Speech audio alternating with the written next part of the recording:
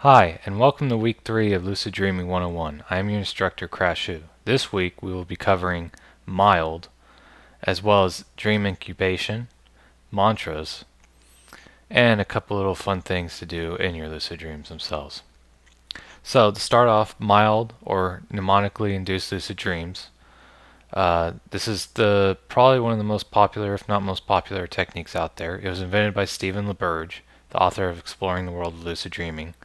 And you can find his way of doing mild in that book, or there are tons of tutorials online for how to do mild as well. Here I'm going to be explaining how I do mild myself, and I believe my way is the regular common way of doing it. But there's other tutorials if you don't really like my way or if you want to read more about it. Uh, so mild's pretty simple. It's going to be working basically the same way as your dream recall has worked so far. You're going to, instead of using a mantra to tell yourself each night that you're going to remember your dreams, you're going to use a mantra to tell yourself each night that you're going to become lucid in your dreams that night. Uh, in addition, though, another important thing about mild is when you wake up in the middle of the night and go back to sleep, and everybody usually has awakenings in the middle of the night, whether they're realizing it or not. You use the mantra as well, and you do the same thing like you did with the dream recall. You repeat the mantra over and over, you focus on what it means, you think about it as intently as you can, and you try to have it as the last thing on your mind before you fall asleep. For me personally, I usually repeat the mantra like 5 or 10 times and then just go to sleep. But that works for me. That's not the recommended way to do it. I don't know whether that works for others or not. That works for me. In lucid dreaming, you're going to find everything is completely individualized. Some things work for some people, they don't work for others. If you find a certain way is working for you, then keep doing that. If it's getting you lucid, then that's what you should be doing. If it's not getting you lucid, you might want to stick with it, but it doesn't hurt to try other options to see if those maybe help get you lucid. It's always good to experiment in your lucid dreaming. Like I said, other people might do mild slightly different from how I do it, so feel free to explore some of the links I'll include in the week 3 post, and you can see if you'd rather do mild that way, or they're only going to be slight variations. But for me personally, I do 5 to 10 repetitions of the mantra before I go to sleep, uh, and that's about it. You're supposed to keep doing it until you actually fall asleep. Try to have it as the last thing in your mind. It'll be a lot more effective if you do that. I'm just too lazy. So, on to the mantras that you'd use for mild. Like I said, it's like with the dream recall, except instead of trying to recall your dreams, now you're telling yourself you're going to become lucid. A few good examples are: I will remember to become lucid in my dreams tonight. I will become lucid tonight. I will remember to recognize that I am dreaming in one of my dreams tonight. Anything that works for you, the mantras are completely up to you. You can use one of these examples. You can look around for other people's mantras and use theirs, or you can come up with one on your own. As long as it's meaningful to you, it should work. Probably the more simple it is, the better. I usually use the third example on here. I will remember to recognize that I am dreaming in one of my dreams tonight. But every once in a while I switch it up. Sometimes I find using the same mantra over and over becomes stale. So sometimes you just gotta completely go to a different mantra and try a new one out, because it's just, you start losing the meaning of the words when you're repeating them to yourselves every night, night after night after night. Some of you may not have that issue. For me, I have that issue. Uh, Another thing I do, I don't know how many other lucid dreamers do it. I've never really talked to them about it. Is reality. When I do my reality checks in real life, I'll repeat my lucid dreaming mantra in my head after I do that reality check. So I'll pinch my nose. I'll try to breathe through it. I won't be able to breathe through it because I'm actually awake. And then I'll tell myself in my head, I don't say it out loud, I will remember to recognize that I am dreaming in one of my dreams tonight.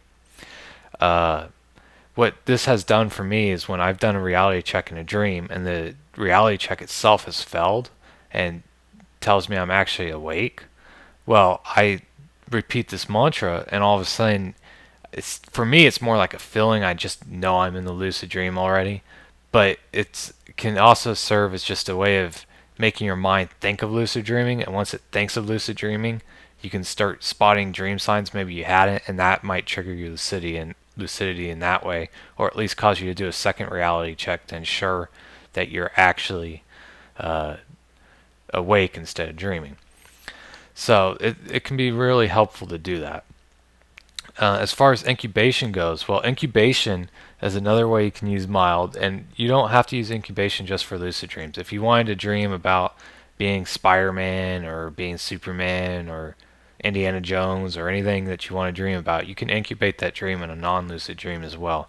What incubation for lucid dreaming is going to do is you're going to incubate the idea of doing a reality check into your dream scenario, because that way you're doing something in a dream. Let's say you get out of bed, you go to brush your teeth in the dream, but you do a reality check first. You incubate that tiny little bit of a dream, and then all of a sudden now you're going to have that dream later in the night and you'll become lucid. Incubation, I'm not really that skilled with using it. I've never really used it that much, but it overall is pretty simple. You write down the dream scenario in as much detail as possible. You want to make it as personal as possible. You want to make it feel like you're actually in that dream, like you're writing a dream journal entry. The more details, the better. Always keep the incubations really short, perhaps like under a minute for the dream scenario for getting lucid. You're always going to want to involve a reality check as like the crux, the central point of this incubated dream. If you're doing a non-lucid dream, then you can go in as much detail as you want and do stuff like that. But that's not the purpose of the incubation we're talking about here.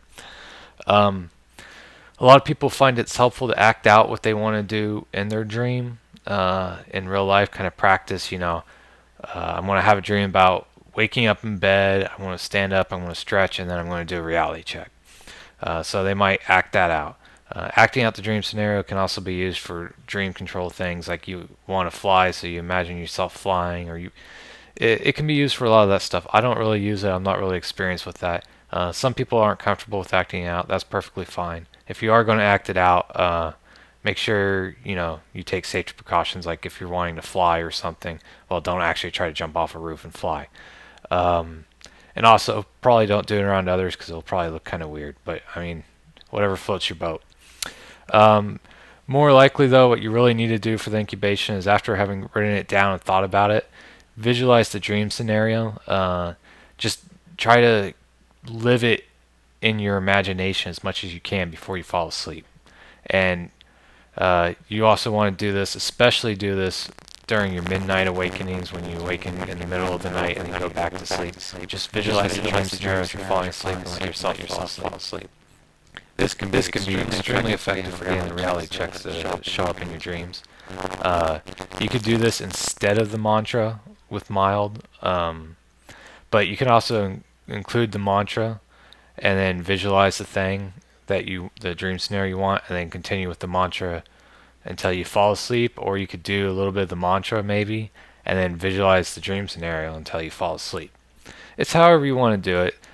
You don't have to do this visualizing part. The more important thing in Wild, I think, is the mantra. But the visualizing part is a whole nother thing, and that can really be extremely effective for a lot of people. So that's pretty much it for this week's tutorials on how to do things. Mild's really simple. You just got to keep up with it. Some people will notice results right away. Some people may take a few weeks or even a few months to notice results. Regardless, mild is a very effective technique, and it can lead to a nice consistent amount of lucid dreams. The other techniques can be spotty, because although when they work, they can require a lot more, and they are not guaranteed 100%. Mild is just going to give you a nice consistent amount of lucid dreams with pretty much minimal effort, just repeating a mantra to yourself at night. That's one of the reasons why I like it so much. I don't really have to affect my real life situations. I don't have to affect my sleep schedule. It's really simple. I go to bed at night, I repeat a mantra to myself a few times, I fall asleep, everything's good. We're going to also cover real quick just a couple things to spark your guys' motivation, maybe get you a little bit more excited about becoming lucid. A few fun things to do in your lucid dreams. So everyone knows flying. Flying is a popular thing, but have you ever thought about how you want to fly in your dream? You could fly Superman style, just lift off the ground, willpower kind of flight. You can fly, grow wings. A lot of people love to grow wings and fly. And you could also use like a jetpack or something. I mean, those are some common ways of flying in a dream, but there's so many different things you can do with flying. And there are so many articles on the web about flying in lucid dreams. There's even one that has lists a ton of different ways about how you can fly in a lucid dream. So flying is usually one of the funnest things. For a lot of people, I think it is probably one of the easier things to do in your dreams. Um, but there are some people where it doesn't come natural to, so don't get discouraged. As far as flying went for me, it took me probably like two times getting lucid and trying it before I could actually effectively fly however I wanted. Before then, I could only levitate a little bit off the ground. You're going to find as you try to do things in your dreams that some things kind of just come easy, some things are a little bit harder, and this really varies for everyone. Flying for me is probably one of the easiest things to do in a lucid dream. Um, and as far as dream control goes, I'm getting a little bit ahead of myself as far as the weekly presentations are going. Dream control really matters about your expectations and your beliefs within that dream. The more you believe you can do it, the more you expect something in a dream, the more likely it's going to happen. It's really simple. Just believe that it's going to happen. It's going to happen. That's easier said than done. It might be simple, but it's not easy. Those are two different things. So you really just have to play around with it, keep trying it, the things you want to do. Sometimes if something's not working, just forget about it and go do something else and then come back to it later. The main thing to remember with dream control is just try to have fun. Try to do a multitude of things. If what you're doing isn't working for you, just have fun, do something else. Yeah. With shapeshifting is one of the more popular things to do as well. You can transform into anything you want. Popular things would probably be dragons or werewolves. But people have been known to transform into trees, rocks, fire, water, name it, and they probably try to transform into it. So that one is a lot of fun for people. That one is usually a little bit more variable. A lot of people are naturals at it. There's a lot of other people that can kind of get like halfway through, and then there's other people that have a really hard time with it. I'm kind of in between myself on shapeshifting. Sometimes I'm fairly good with it. Other times it's kind of hard. But the next one would be bending the elements. I don't really know how to describe that very well. Obviously, people who might know like things like The Last Airbender or other anime things where they do that, you're manipulating the elements. Like, I don't know if it's the perfect way to describe it, but like Storm from the X-Men, she can conjure tornadoes, stuff like that. Well, that would be air bending. Magneto can levitate all the metallic objects and stuff like that. Well, think about doing stuff like that with fire, water, earth, that kind of thing, bending the elements. Those of you who probably watch the anime stuff, I don't, but those of you who do probably already know what I'm talking about, and those of you who want to do this probably know some example of it, better examples than I can think of. I think I've done this a few times in my dreams, not that many times. It can be pretty fun. For me, it's not the most exciting thing. So those are some things you can do. Those are just to try to spark your creativity or motivation to actually get lucid. We will be covering more of the things you can do in lucid dreams and dream control techniques and all that kind of stuff in a few weeks. But I just want to go over a few things now to spark your motivation. So as far as homework goes, I want to clarify you need to be doing your dream journal for the entire duration of this course. You need to be doing at least 2 reality checks in your real life every single day.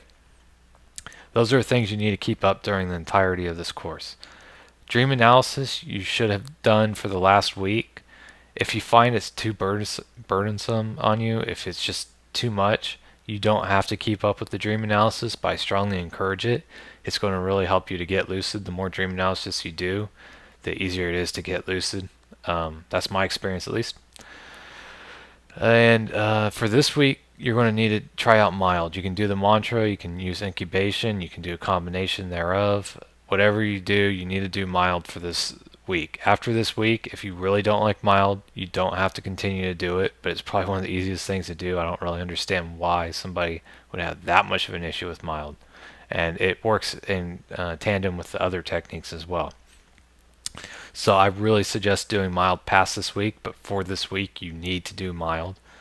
Just because it doesn't necessarily get you a lucid dream right away, it will eventually help you to become lucid and help you get lucid more consistently. So I really strongly encourage you to keep up with mild after this week is over as well. And that's pretty much it. I know this is a little bit shorter than most weeks, but mild's a pretty simple technique. Next week we'll be discussing wild and wake back to bed, and that's where you're going to those are some powerful techniques. They work for some, they don't work for others. Uh, but they can lead to lucid dreams kind of on demand, more so than mild, which is hit and miss, but more consistent in the amount of lucid dreams you can get. Wild and wake back to bed can really screw with your sleeping schedule, though, so be warned of those. Mild doesn't affect your sleeping schedule, it works out a lot better. So, anyways, you guys have a good week. Good luck getting lucid. And yeah, I guess next week we'll be covering Wild and Wake Back to Bed.